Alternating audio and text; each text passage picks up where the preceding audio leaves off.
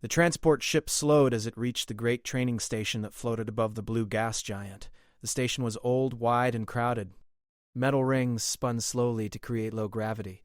Long lights ran across the halls, and banners of many species hung from the walls. This place trained soldiers, guards, and explorers from many worlds. When the human stepped off the ship, no one clapped. No one welcomed him. Most did not even hide their smiles. Humans were rare here.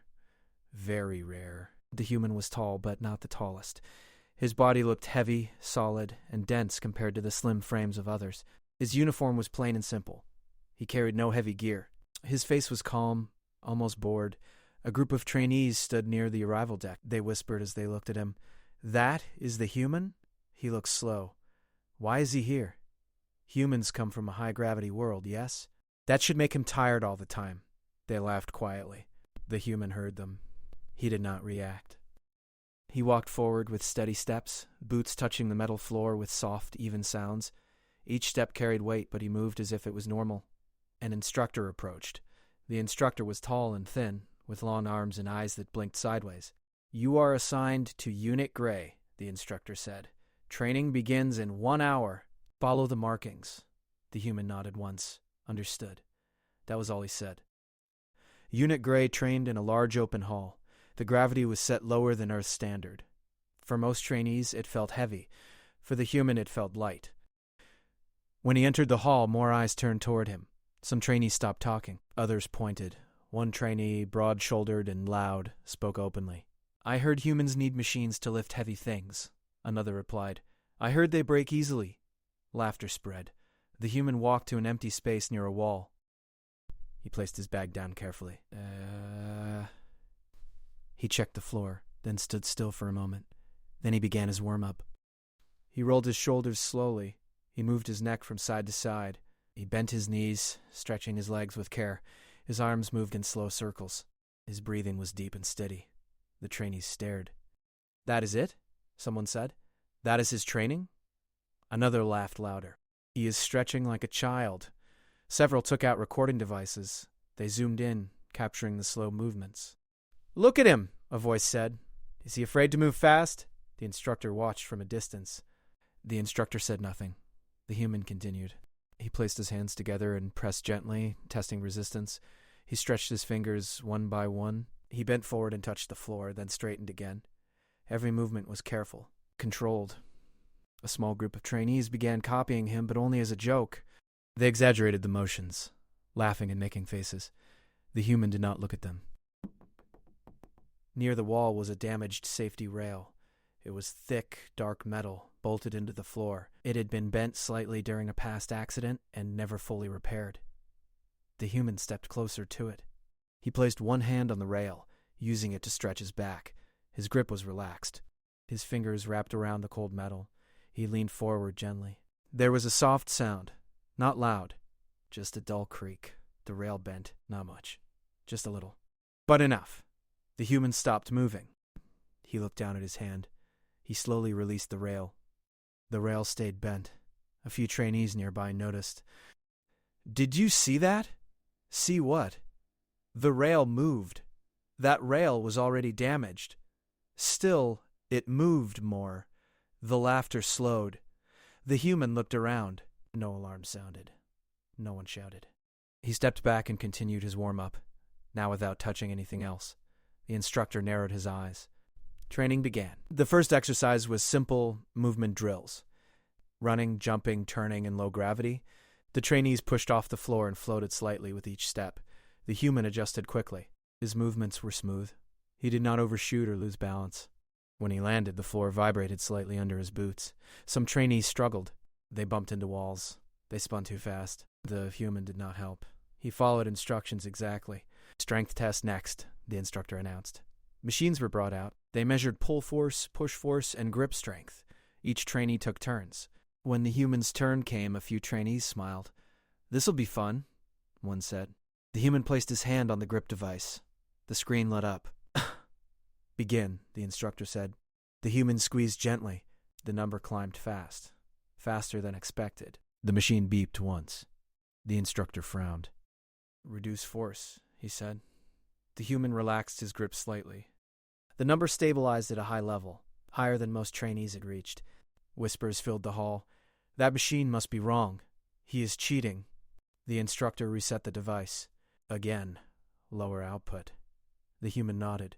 He squeezed again, even lighter this time. The number still climbed. The device began to shake. Stop, the instructor said sharply. The human released immediately. The device powered down. Silence spread. The instructor looked at the machine, then at the human. You are holding back, the instructor said.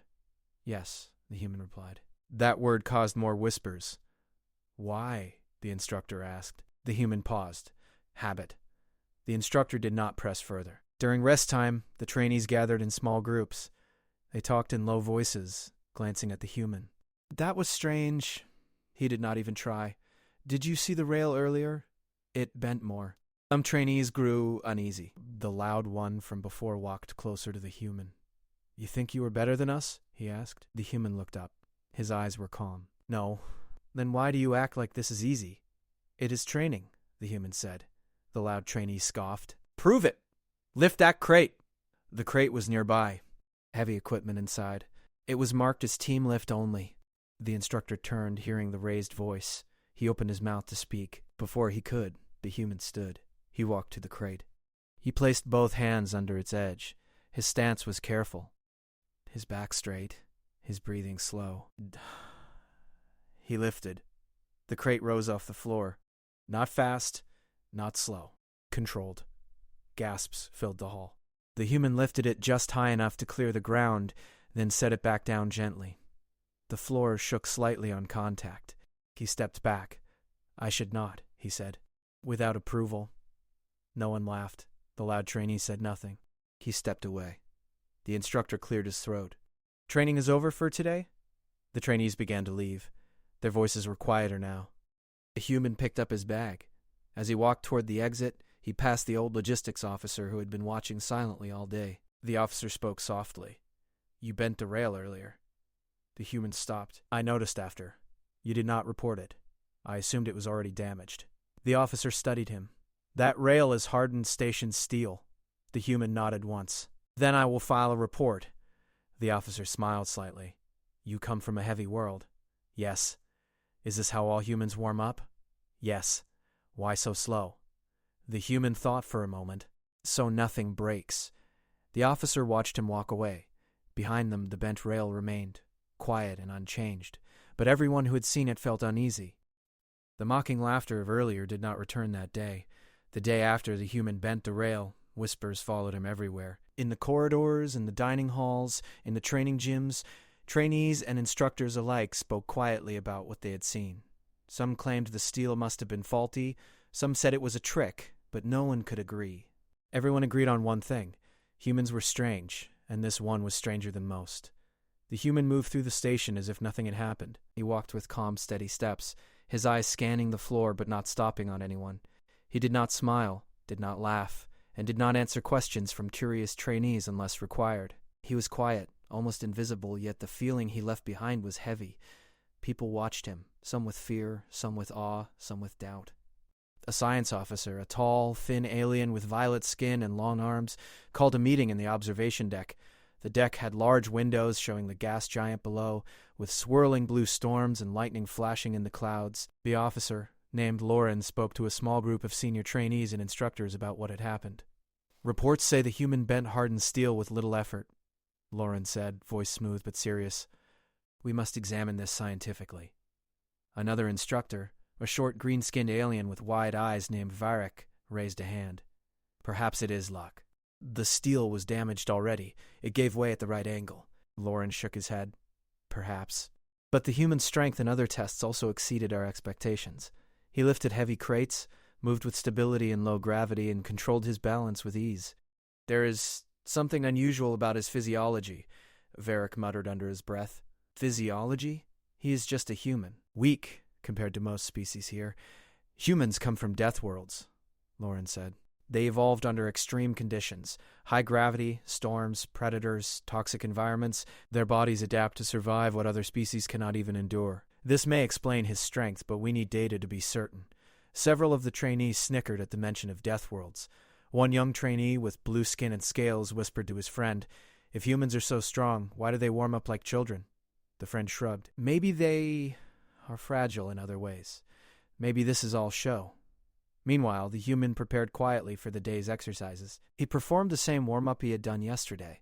Slow, careful, methodical. His movements were smooth and precise.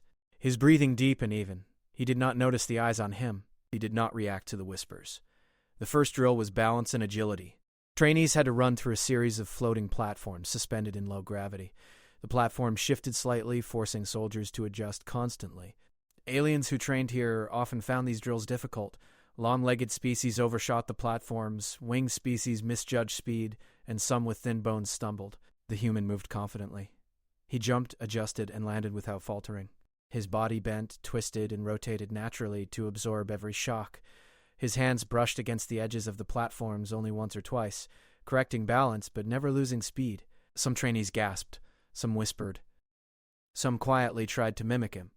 The loud blue-scaled trainee from yesterday whispered, "He makes it look so easy." Too easy. When the agility drill ended, the next exercise was endurance. Trainees had to carry heavy crates across a long corridor, simulating battlefield conditions. Several instructors lined up to watch, predicting the human would fail quickly. The human picked up a crate. It was heavy, filled with dense equipment. His hands gripped firmly, his back straight, his stance steady. He walked down the corridor. No grunt, no struggle, no hesitation. Others strained, stumbled, or dropped their crates. Machines measured the force required to lift and carry each load. For the human, the readings were off the charts. Machines beeped warnings. Screens flashed errors. The instructors stopped some of the trials, thinking the readings were broken. Afterward, a group of trainees cornered him in the hall. "How are you doing this?" one asked. "We cannot even lift the crates without straining, and you just walk." The human shrugged. "Practice and focus." Another trainee stepped forward, hesitant. "Is it natural? Do humans have different muscles?"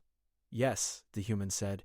"We grew this way. We trained ourselves from birth to survive harsh worlds. Strength is only part of it. Balance, patience, control, these are as important." The trainees looked at each other. Some were impressed. Some still doubted. Some felt fear. During a break, the human sat quietly at a table in the dining hall. He ate slowly, taking small bites. Other trainees gathered in groups, whispering and pointing at him. A few dared to approach, asking questions about his home planet. The human answered in simple sentences. His tone was calm, neutral. He did not brag. He did not hide anything. He described high gravity, harsh weather, dangerous predators, and long nights of training. He explained that humans learn to warm up slowly to avoid injuries. "Our bodies are strong," he said, "but if we are not careful, we can harm ourselves or others. Training is to control power, not just show it." A few aliens frowned. "Control power?" one said. "You mean humans could destroy things without meaning to?" The human nodded. "Yes." More whispers followed him when he returned to training. Some trainees began to avoid mockery. Some began to watch carefully. Some still tried to record him secretly, hoping for a mistake. The next test was a controlled strength trial. Machines measured grip, pull, and push. Several aliens stood close, watching, curious and skeptical. The human approached the grip machine. He placed his hand lightly on the handle. He did not strain. He did not try. The number on the screen rose quickly. It climbed higher than any other trainee had ever reached. The instructor panicked and shut down the machine. "Error! Impossible reading!" the instructor shouted. The human released the handle. "I am not using full strength," he said. "You are holding back?" an instructor asked, frowning. "Yes," the human replied. "I only use what is necessary. Full power is dangerous." The words spread quickly through the station. Fear mingled with fascination. Later that day, Lauren, the science officer, met with the station commander. They reviewed old records of human evolution. The commander's tentacles twitched nervously. "We underestimated humans," he said. "They are not only strong, they are controlled, disciplined, and dangerous when unrestrained. We may have training problems ahead if we ignore this." Lauren nodded. "Yes. Our tests are designed for species with low gravity. Humans are from high-gravity worlds. Their bodies respond differently. The warm-up, slow movements, focus, it all prepares them for power we cannot match." The commander frowned. "Do we trust them? Or do we fear them?" Lauren's violet eyes glinted. "We will see. Soon, The station may face situations where human strength is the difference between survival and disaster. The son of the gas giant passed over the observation deck as trainees returned to the halls for evening drills. The human performed his warm-up again, calm, methodical, perfect. No one laughed now. Only a few trainees dared to mimic him quietly, trying to understand the purpose of each motion. The station security chief approached the human. "You were seen bending the rail yesterday," he said quietly. "Why did you not report it?" the human answered, simple and calm. "It was already damaged. Nothing more." The chief looked at him carefully. "You have strength we cannot measure. You are not like the others. Be careful. Some may try to test you in ways you do not want." "I am aware," the human said. That night, as lights dimmed across the station and most trainees slept, whispers continued. The rumor of a Deathworlder, a human who could bend steel and move as if unchallenged, spread quietly but steadily. Some aliens began to respect him without saying it. Some began to fear him without admitting it, and a few still laughed quietly, recording videos to mock him later, but even they hesitated, unsure if they had underestimated him too much. The human slept simply, resting his body for the next day. The warm-up was not just exercise. It was preparation for trials yet unseen. In the quiet corners of the station, instructors and officers discussed what this meant. A human, quiet, calm, and methodical, had shown power they could not fully explain. Was it evolution? Was it discipline? Or was it something more dangerous, something instinctive, something uncontrolled when provoked? No one had the answer. And yet, for the first time, the station felt that its usual confidence had been shaken. The human would rise with the station, train, and prepare. The others would watch, worry, and whisper. The day ended. But the story had only begun. Tomorrow, the real test would begin, and no one at the station knew what it would take to survive it. The next morning, the station hall was filled with tension. Trainees arrived with nervous glances, instructors whispered to each other, and even the machines seemed to hum with expectation. Everyone had heard the rumors of the human's strength, of the bent rail, of the unexpected power he displayed. Some were curious, some were afraid. A few were secretly excited to see what would happen next. The day began with a combat drill. It was meant to be routine, moving through a simulated battlefield, handling light obstacles, and reacting to low-level threats. Instructors hoped to test coordination and teamwork, not expecting any surprises. The human was placed in a support role. He was assigned to a group of trainees whose task was to carry supplies and maintain communications. Most assumed he would struggle and slow the team down. The human did not protest. He picked up a small pack of equipment and adjusted it on his back. He moved carefully, performing his warm-up before stepping onto the training floor. His movements were slow, deliberate, and calm. For the others, this was the same odd ritual they had mocked earlier, but no one laughed now. Something about his quiet focus made even the loudest trainees uneasy. The drill started. Drones flew across the hall, simulating enemy fire. Smoke machines filled certain areas with thick fog. The trainees were required to move quickly, push obstacles aside, and communicate with hand signals. The human moved with steady grace. While others stumbled over floating platforms, tripped on cables, or hesitated in fog, he adjusted instantly. He lifted a crate from the floor without strain, stepped onto a moving platform, and maintained balance where others swayed dangerously. The first signs of concern came when a section of the obstacle, an old steel support beam, shifted unexpectedly. A loud crack echoed through the hall as the beam twisted under its own weight. Several trainees froze. The beam was heavy, hardened steel. It should have held its shape. Without hesitation, the human stepped forward. He placed his hands on the twisted metal. His posture was careful, controlled. His breathing remained steady. The others watched in shock as he pushed gently, feeling the resistance, then adjusted his grip. The steel bent slightly more, enough to clear a path for the trapped trainees. Gasps filled the hall. A few whispered, "He is bending steel again?" The loud blue-scaled trainee from previous days took a step back. "Impossible," he muttered. "No one should be able to do that." The human did not look at anyone. He released the beam and stepped aside. "Move quickly," he said to the trapped trainees. They scrambled through the opening, eyes wide, hearts pounding. The instructors were silent. They were not sure whether to congratulate or scold him. The steel was part of the station's old infrastructure, and bending it without authorization was dangerous. Yet the human had saved lives. The drill continued. The human stayed in the background, moving deliberately, helping where needed, never rushing. He lifted debris, held doors open, and adjusted obstacles to keep others safe. Each time, the hall watched in awe. By the end of the drill, trainees were exhausted. The human was not. His breathing remained steady. His posture remained perfect. No one could see fatigue in him. Afterward, the instructors gathered the trainees. The loud, blue-scaled trainee could not hide his shock. "How is he doing this?" he demanded. "He is not even trying to fight, and yet he is stronger than all of us." The instructor shook his head. "It is not just strength.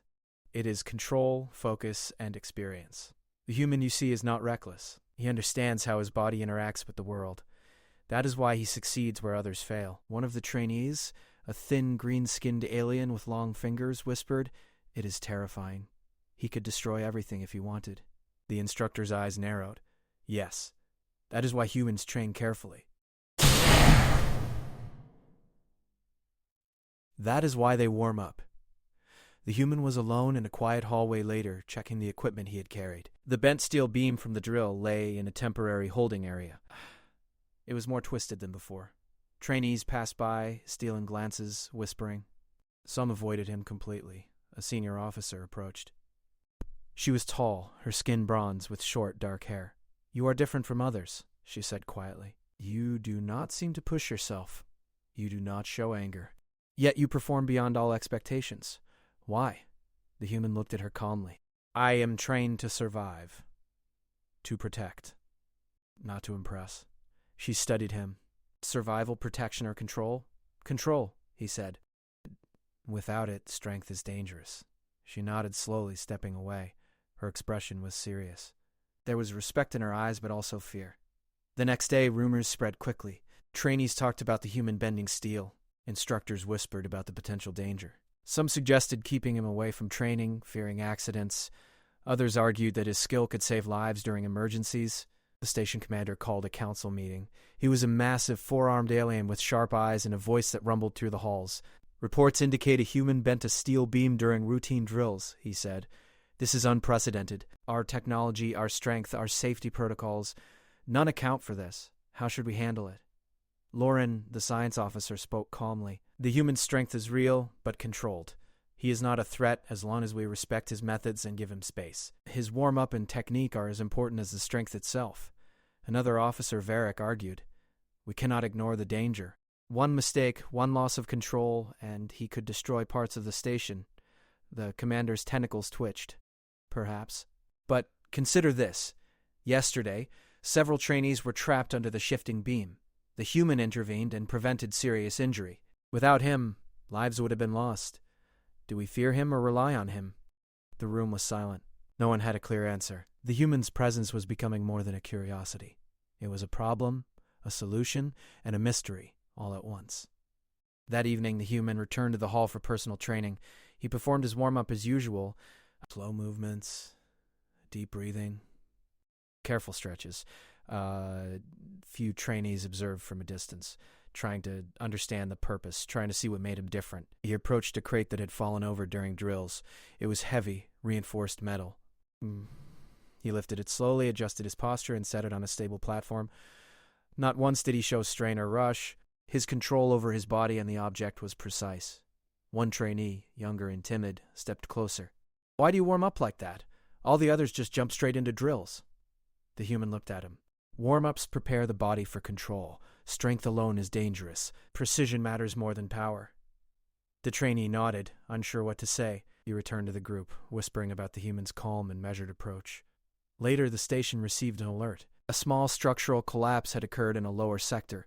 Metal beams had shifted unexpectedly. Trainees were trapped in the debris. The instructors acted quickly, but the paths were narrow, heavy, and unstable. Machines could not reach the trapped group without risking further collapse. The human arrived at the scene as the instructors worked. He assessed the situation in seconds, bending his knees, flexing his arms, moving his body in careful lines. He approached a beam that blocked access. His hands gripped the hardened steel. He pushed gently, feeling the resistance, adjusting. The beam bent just enough to allow a safe path. The trapped trainees scrambled through. Some looked back, mouths open, eyes wide. They had witnessed it again, the bending of steel, the calm precision. One of the instructors, a thin alien with sharp eyes, whispered to another, "This is beyond training. This is instinct." Pure instinct. The human stepped back, wiped sweat from his brow, and continued checking the area. No one had asked him to do this. He acted naturally, as if it were routine. By the end of the day, the station was buzzing with stories. The human bends steel. He is not like us. Be careful when he is near. Trainees whispered in fear and awe, some recording secretly, some just watching. The human returned to his quarters quietly. He unpacked his gear, cleaned his equipment, and prepared for rest. He did not celebrate. He did not boast. He simply moved with calm, steady care. Outside his room, Lauren and the senior commander spoke in low voices. He saved lives today, Lauren said. We may have underestimated humans for too long. Their power is not just physical. It is control, instinct, and awareness. The commander's tentacles twitched. Yes, but we also risk complacency. Others may try to challenge him. They may provoke him. If that happens, Lauren nodded, then we will see the full measure of a Deathworlder. Meanwhile, in quiet corridors, the trainees whispered and watched. Mockery had vanished. Fear had grown. Curiosity remained. The human, meanwhile, performed one final warm-up before sleep. His movements were slow and steady, his breathing deep and even, his body strong and controlled, prepared for trials yet unknown. The bending of steel, the calm precision, the instinctive strength, these were only hints of what was inside him. What lay ahead would test everyone on the station, and when it came, the human would respond, as he always did, controlled, precise, ready. The day ended. The human rested. The station waited. And everyone understood that life on the station had changed. Nothing would be the same again. The next morning, the station was quieter than usual. The trainees moved slowly, their eyes lingering on the human as he walked through the corridors. Even instructors kept their distance, unsure of when to intervene and when to observe. Whispers followed him, but this time they were not just curiosity. Some spoke with fear, others with respect.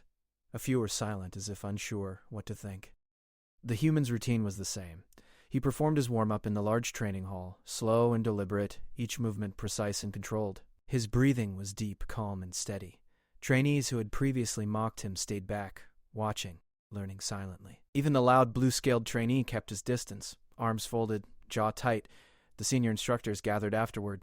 Lauren, the science officer, and the station commander discussed the events of the previous days. The human is unusual, Lauren said. He saved lives yesterday without effort. His control is beyond anything we have documented. Yet he does not flaunt it. That is the most concerning part. The commander's tentacles twitched nervously. Concerning or not, we must prepare for emergencies. His strength may help, but if provoked, it could also destroy part of the station. We cannot predict his limits. Varric, still uneasy, added, we should keep him separate, limit his exposure. Control the risk. Lauren shook his head. If we restrict him, we may prevent the station from surviving a real crisis. We cannot afford that risk. Humans are unique. Their strength is real. Their discipline is real. We must trust them, carefully. Meanwhile, in the lower sectors, structural engineers reported minor shifts in several support beams. Some sections of the station had aged, and small cracks had appeared. Normally these could be handled by maintenance crews, but the station was already crowded with trainees. The commander made a decision. A full safety drill would be conducted. It was meant to prepare everyone for emergencies. They did not announce it as a test. It was presented as routine maintenance. The human was assigned to a support team, as usual. Most assumed he would only carry equipment or assist. So happy. No one expected him to act beyond his role. The drill began.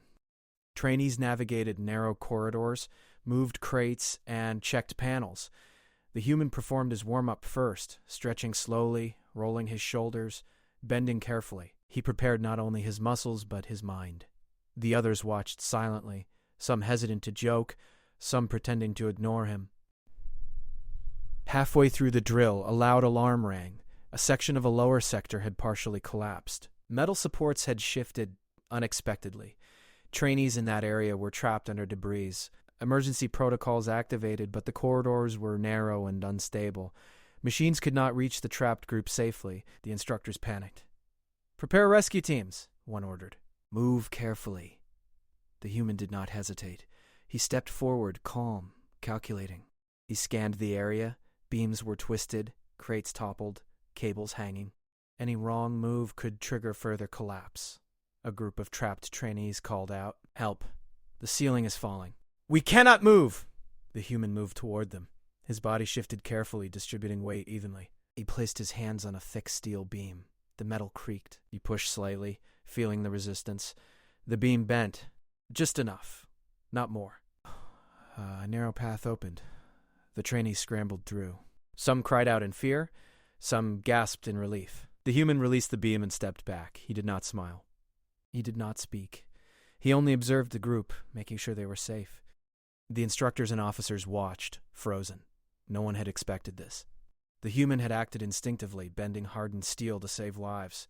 The danger was real, yet he controlled it perfectly. Later, in a quiet room, Lauren spoke with the station commander.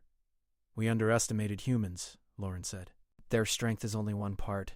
Their control, their instinct to protect, is far more significant. This is beyond our standard training protocols." The commander's tentacles twitched. "Yes, but if the human ever loses control, what then? Our station is fragile. One mistake could destroy entire sectors." "Perhaps," Lauren replied. "But he does not act without reason. He acts to protect. That is instinct, and instinct cannot be taught or predicted easily." Meanwhile, the human returned to his quarters. He cleaned his equipment, prepared his supplies, and performed his evening warm-up. His movements were slow, deliberate, careful. Each stretch, each breath, was a preparation for situations the others could not yet imagine. A few trainees approached quietly. One of them, a timid green-skinned alien, asked, "Why do you move like that?" "Why not rush?" The human looked at him. "If you rush, you risk more than your body. You risk others." The trainee nodded. "I do not understand it fully." "You will," the human said simply. "When danger comes, control is more important than strength." By night, rumors had spread throughout the station. Trainees whispered about the human who could bend steel, move with precision, and save lives without effort. Fear and respect mingled. Those who had mocked him earlier avoided him. Some watched from a distance. A few still tried to record him secretly, hoping for a mistake, but none found. One. The commander called another council meeting. He was joined by senior instructors Lauren and a few key officers. "The human's abilities are now well known across the station," he said. "We face a choice. Do we continue as if nothing has changed, or do we adapt our training and protocols to account for this?" Lauren replied. "We must adapt. Ignoring him will put the station at risk. He is not a threat to the station, but he is unlike anything we have trained for. We must learn from him, study him, and adjust our expectations. If a real emergency occurs, he may be the difference between survival and catastrophe." Varric spoke again hesitantly. "We cannot control him. If he is provoked, if he is forced, the consequences could be severe." "Perhaps," the commander said, "but if we do not use him, the consequences are also severe. He saved lives today. He will save more tomorrow. Our job is to guide, not to limit." That night, the human sat quietly in his quarters. Outside, the station was calm, lights dimmed, corridors empty. Yet he did not relax. He checked his gear, made minor adjustments, and performed his personal routine. Each motion prepared him for something the others could not see, the real tests ahead.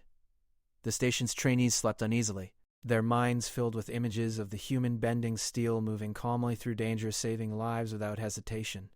For some, respect had replaced fear. For others, fear had deepened. A few were quietly fascinated, wishing to understand him, hoping to learn from him. Lauren moved through the quiet halls, observing trainees. "They are learning," he said softly to himself. "Not from training manuals, not from drills, but from watching him. That is the lesson humans teach: control, focus, and instinct. Strength is nothing without it." The station commander stood in the observation deck, looking at the swirling storms of the gas giant below. "If humans are like this when controlled, imagine what they are capable of in true danger," he muttered. "We may have underestimated our allies, or our enemies. The human is no ordinary soldier. We must prepare for what comes next."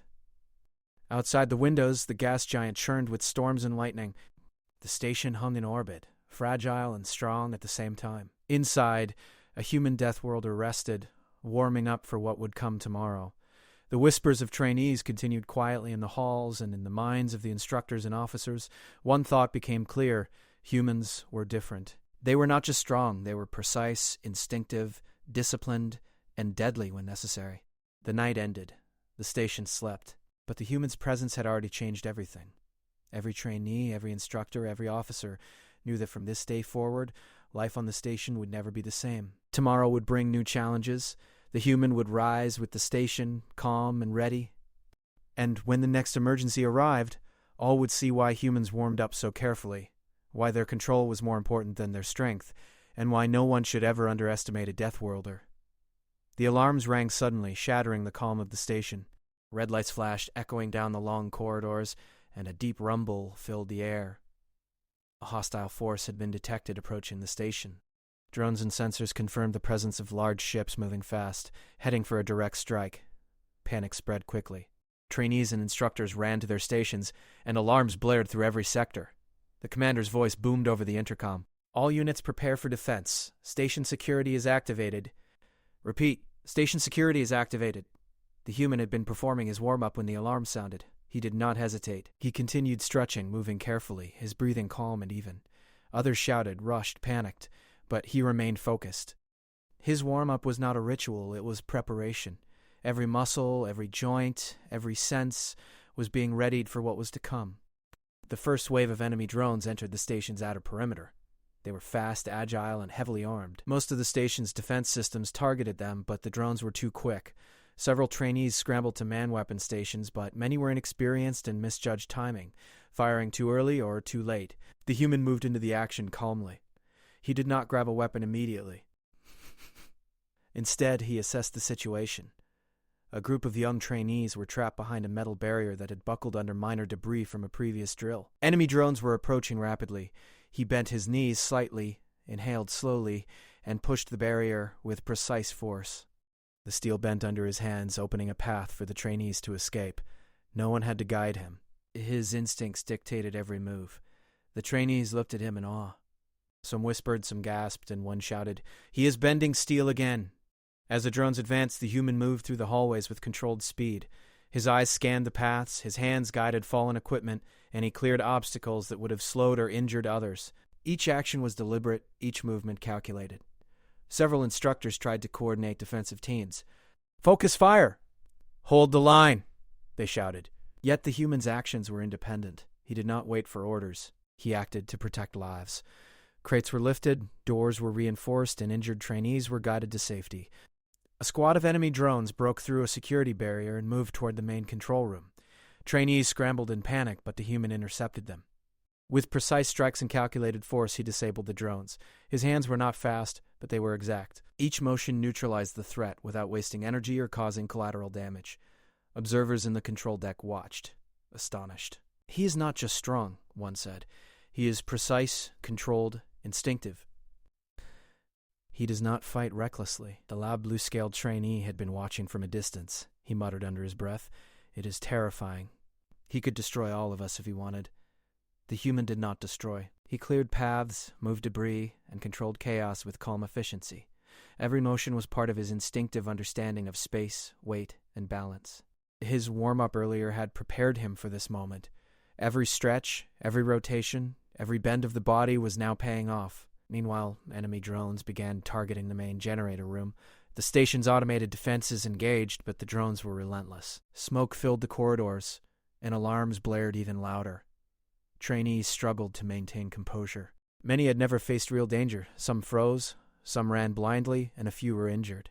The human arrived at the generator room just as a group of drones tried to breach the outer door. The door was heavy, reinforced metal, designed to resist extreme force. Without hesitation, he gripped it. His fingers pressed against the cold steel. He pushed. The door creaked. The metal bent slightly under controlled pressure. He held it steady long enough for security teams to reinforce the area and evacuate the injured. That, in the control deck, Lauren watched in disbelief. "He is bending reinforced doors now," she said softly. Controlled, deliberate, but bending them. The commander's tentacles twitched nervously. This is no drill. He is not just reacting. He is controlling the battlefield instinctively. His warm-up, it was not preparation for training, it was preparation for this. Elsewhere, the human moved through the station like a shadow of calm in the chaos. He lifted fallen beams, guided trainees through debris, and blocked dangerous paths with his body. No one dared challenge him. No one dared mock him.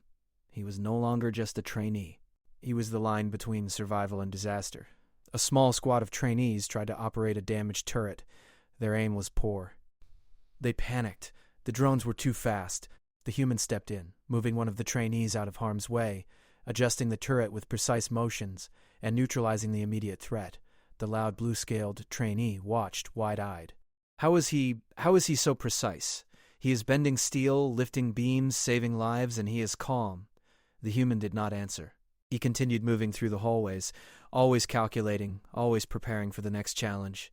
Every motion was deliberate. Every action was focused. Every life he could save, he saved. The drones intensified their attack.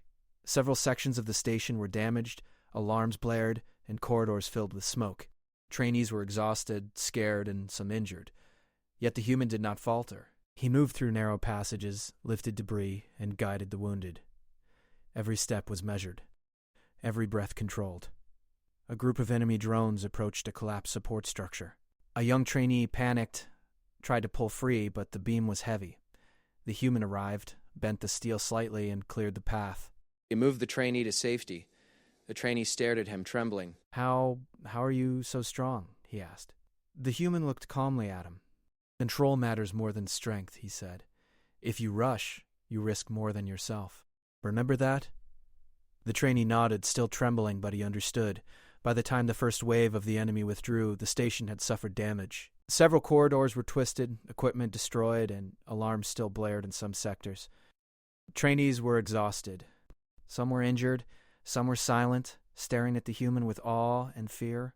The human, meanwhile, had not shown fatigue. His movements had been controlled, deliberate, and precise from start to finish. He had bent steel, lifted heavy debris, guided the injured, and neutralized threats without injury to himself or others.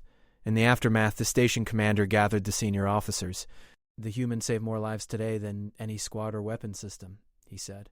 His strength is undeniable, but his control is what matters. We must reconsider our understanding of humans and their abilities. They are not just soldiers. They are instinctive, disciplined, and lethal when necessary. Lauren nodded. Yes. And his warm-up, it was preparation for this exact scenario. Every motion he made trained him for control, not for show. That is why he succeeded where others would have failed. Varek, still uneasy, muttered, "We have underestimated him. Too much, and we cannot predict what he will do in a real battle." The commander's eyes narrowed. "We cannot predict him. And we should not try. We must trust his instincts while guiding our own teams to follow him when possible. He is the difference between survival and disaster." Later, as the station slowly returned to order, the human performed his evening warm-up once again. Trainees watched in silence, some quietly trying to mimic the movements. His body moved with calm precision. Every stretch, every rotation, every breath was a preparation for tomorrow, for the next emergency, for challenges that none of the others could foresee. A young trainee, still in awe, approached him quietly. "Why do you warm up like this every time?" he asked. The human looked calmly at him. "Strength alone is not enough. Control keeps you alive. Control protects others. That is why we warm up." The trainee nodded, still shaking slightly, but understanding the lesson. Across the station, instructors and officers discussed what had occurred. Every report emphasized the human's calm, instinctive control, his precision, and the lives he saved. No one could deny his strength, but what impressed them most was the way he used it. Every action was calculated, every move deliberate, every life he touched was protected. The station commander, watching the gas giant swirl below, muttered to himself, "If humans are like this and calm, imagine what they are capable of in true danger. We have underestimated them for too long." The human rested, but his mind was not idle. He prepared silently for the next challenges. Every warm-up, every stretch, every controlled motion was more than exercise. It was preparation for survival, protection, and instinctive response to dangers the others could barely imagine. By the end of the night, the trainees had learned a quiet lesson. Mockery had vanished. Fear and respect had taken its place. The human was no longer just a trainee. He was a protector, a force of instinctive control, and a reminder that strength without control was meaningless. The station would survive, because the human was ready. And tomorrow, when the next wave came, everyone would see why humans warmed up so carefully, why their control mattered more than their strength, and why no one should underestimate a Deathworlder. The station woke to a tense calm. The first wave of enemy drones had been repelled, but sensors still detected unknown forces moving in the sector. Every corridor, every observation deck, every workstation was on high alert. Trainees moved quickly, following orders, eyes sharp, fingers ready, but hearts still racing from the previous day's chaos. The human stepped into the main training hall. He performed his warm-up, slow and deliberate as always, rolling his shoulders, bending carefully, flexing every joint, breathing deep and steady. Some trainees watched quietly from the edges, trying to mimic his movements. Some whispered to each other, unsure whether to feel fear or admiration. The commander entered the hall with Lauren and a few senior instructors. "We do not know when the next wave will arrive," the commander said. "Prepare for anything. All trainees, all personnel, follow your orders carefully, and keep your eyes on the human. He will lead where needed." The human did not respond. He continued warming up, calm, controlled, precise. Every motion stretched his body, prepared his mind, and sharpened his instincts. The first sign of trouble came mid-morning. A low rumble shook the station. Sensors indicated multiple structural failures in outer sectors, likely caused by minor sabotage or residual damage from the first wave. Drones and automated defenses were deployed, but the corridors were narrow, crowded, and unstable. The human stepped forward. He did not run. He did not panic. His movements were careful, deliberate, precise.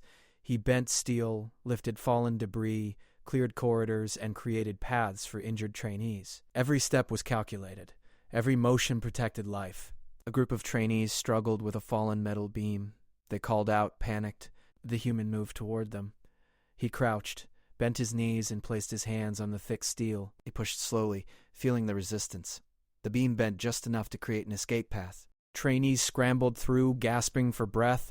The loud blue-scaled trainee, who had been skeptical for days, stared in disbelief. How can he do that?" he whispered. "He is not rushing. He is controlling everything." The human did not look at him. He moved to the next obstacle. A damaged control panel blocked the doorway, sparking dangerously. He lifted a side panel, adjusted cables, and guided trainees safely past it. No one had told him what to do. He acted instinctively, responding to the environment, to the danger, and to the people around him. Meanwhile, sensors detected a second wave of enemy ships approaching faster than expected. These were larger, heavily armed, and more aggressive than the first. The station's defenses engaged, but the drones were relentless. They were faster, smarter, more dangerous. The human moved through the station like a shadow. His body, conditioned on a high-gravity death world, handled every jump, twist, and lift with precision. He bent steel beams, lifted heavy debris, guided injured trainees, and neutralized hazards before they became threats. His movements were not chaotic, not rushed. They were calm, controlled, and exact. A squad of enemy drones breached the training hall. Trainees panicked, fumbling with weapons, missing targets. The human did not hesitate. He moved toward the drones, calculated each motion. One drone came too close. He used his body to deflect it against a wall. Another advanced from above. He grabbed a loose metal panel, swung it with precision, and knocked the drone off balance. Sparks flew. Metal bent slightly, but no one was harmed. Observers in the control deck watched in silence. Lauren whispered, "He is not just strong. He is instinctive. He is calculating. Every action is precise. No one else could do this." The commander's eyes narrowed. Humans are remarkable. Their control, their instinct, their ability to survive under pressure, it exceeds everything we thought we knew. In another sector, a group of trainees was trapped under falling debris. The human arrived just in time. He bent the steel with careful pressure, lifted fallen equipment, and cleared a path. Trainees followed him, gasping, shaken, but alive. The loud blue-scaled trainee watched in awe. He is beyond us," he muttered. "He is terrifying." The human did not stop.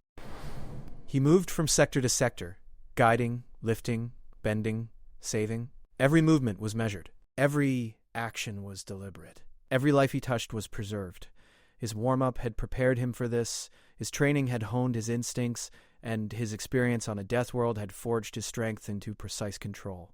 As the battle continued, the enemy drones focused on the main generator. The station's automated defenses could not hold them alone. A group of trainees tried to engage the drones, but panic slowed them. The human arrived, assessed the situation, and acted. He moved with calculated speed, bending metal, clearing debris, and using his environment to neutralize the drones without harming his fellow trainees. The generator was safe. The human's calm, deliberate actions had prevented a catastrophe. Instructors and officers were stunned. Every move he made was instinctive yet precise. Every life he saved was deliberate. Every obstacle he overcame was calculated. When the enemy finally retreated, the station was damaged but intact. Corridors were twisted, equipment was broken, but no lives had been lost beyond minor injuries. Trainees stared at the human in awe. Some whispered, some cried softly, some were silent. All understood that he had saved them. All understood that his calm control, his discipline, his instinctive understanding of danger, and his careful warm-up had made the difference. The commander gathered everyone in the observation deck. His voice was calm but firm. Today, we witnessed the strength and precision of a human Deathworlder. He bent steel, lifted debris, guided the injured, and neutralized threats with calm efficiency. He did not panic. He did not act recklessly. He controlled every situation. That is why humans are remarkable. That is why humans survive where others fail. That is why humans are respected, and why no one should ever underestimate them. Lauren nodded. Yes. Today, the station survived because of control, discipline, and instinct. Humans are not just strong. They are precise, instinctive, and prepared for danger we cannot imagine. Their warm-up is not ritual. It is preparation for life itself. Every motion is calculated. Every breath is deliberate. That is what sets humans apart. The trainees looked at the human differently now. Fear had transformed into respect. Awe had replaced doubt. Even those who had mocked him before whispered quietly about his calm strength. A loud blue-scaled trainee approached, his eyes wide. I understand now, he said softly.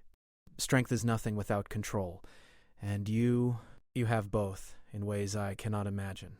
The human nodded once. He said nothing more. Calm, deliberate, precise. His body moved as though preparing for the next challenge, even as the current one ended. That evening, the human performed his final warm-up of the day. Every stretch, every rotation, every controlled breath was preparation for tomorrow, for the next crisis, for the unknown challenges that always lay ahead. Trainees watched quietly, some mimicking, some learning silently, all aware that they were witnessing something extraordinary. The station was safe for now, but everyone understood that life on a Deathworlder's terms was different. Humans were not just soldiers. They were disciplined, instinctive, controlled, and deadly when necessary. Their strength was not brute force. It was guided, precise, and always purposeful. The commander looked out at the gas giant below, swirling storms and lightning reflecting off the station's hull. If humans are like this in calm, imagine what they are capable of in true danger, he muttered. We have learned a lesson today. Strength alone is meaningless. Control, focus, and instinct are what matter, and humans embody that perfectly. Lauren agreed. Yes, and the others will learn. They will follow, or they will respect. Either way, humanity has proven itself. Today, the station survived because a human was ready. Tomorrow, they will survive because humans will be there to guide them. The human rested at last, calm, precise, and prepared. And the station was alive, the trainees were safe, and a lesson had been learned by all. Strength without control was meaningless, and humans, the Deathworlders, had shown exactly why they survived and thrived where others would fail. As night fell over the station, silence spread. The alarms ceased. Corridors were empty, lights dimmed, trainees slept, instructors reviewed reports. The commander pondered the lessons, and the human rested quietly, calm and ready for whatever would come next. The whispers had changed. They no longer spoke of mockery or doubt. Now, they spoke of respect. Now they spoke of fear tempered by admiration. Now they spoke of humans, Deathworlders, whose strength, control, and instinct could bend steel, save lives, and change the outcome of any battle. And everyone understood. Humanity was not to be underestimated. Humanity survived because it trained, because it focused, because it controlled. Humanity thrived where others faltered. Humanity endured, precise and ready. And no one would forget the lesson of the Deathworlder who bent steel by accident and saved the station in the process.